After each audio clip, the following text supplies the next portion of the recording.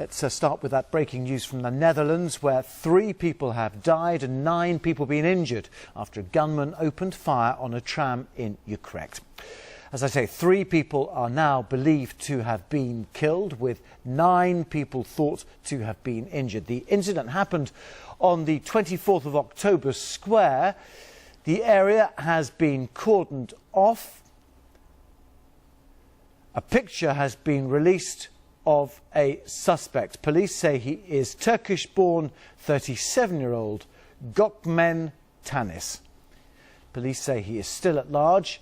A major search is underway. Mark Rutte, the Dutch Prime Minister, says he is deeply concerned.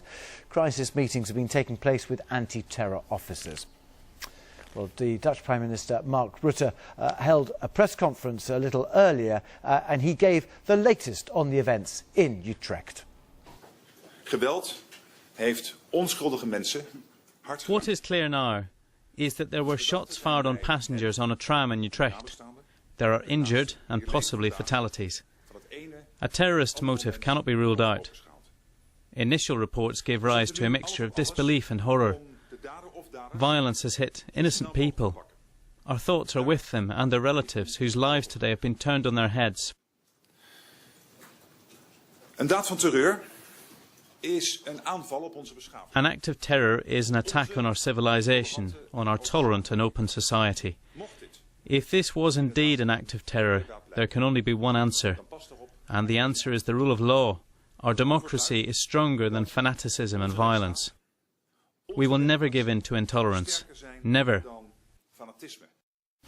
Dutch Prime Minister Mark Rutte. Let's go to the Netherlands and speak to our correspondent Anna Holligan, who is at the scene. The number of dead, though, has risen, unfortunately, Anna, in the past hour. Confirmed by the local mayor of Utrecht. 3 people killed during this attack on the tram, which you can see just behind us here, surrounded by the police ticker tape. 9 others seriously injured. The trauma helicopters were deployed immediately. We're hearing more now about the suspect here, a Turkish-born man, 37 years old. There are reports he has had some dealings with the police in the past, but none of them appear to have been terror-related. The manhunt is still underway here.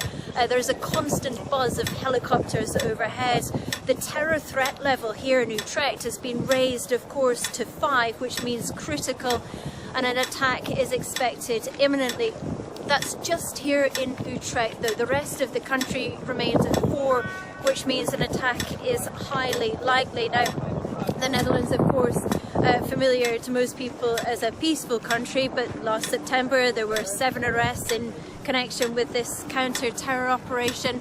And there have been attacks, of course, in France, in Belgium, and so there has been a feeling here that the Netherlands was quite lucky not to have experienced anything like this in the past. Once again, we should say this man has been identified, the key suspect here has been identified as a 37-year-old man, and people are being asked not to approach him. The manhunt is underway, and here in Utrecht people are being asked to stay inside. I'll just show you the roads around here. They've all been cordoned off. Still police presence. The tram, as you can see just behind us here, the tarpaulin sheet has been put up. 3 people killed in this shooting, at least 9 others injured. And a lot of confusion to start off with, Anna. Can you confirm 1 gunman and 1 location for the shooting? Police have identified 1 man as the suspect. As yet, as far as we're hearing here at the scene, he is the only person they are looking for. There were reports of attacks elsewhere and none of those confirmed. Security, though, has been stepped up at the Binnenhof, at the Dutch Parliament, also at mosques. We're hearing that mosques here in Utrecht have actually been evacuated now.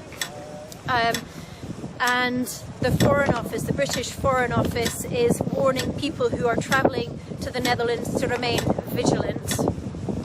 Anna Holligan in Utrecht. Thank you very much indeed. Well,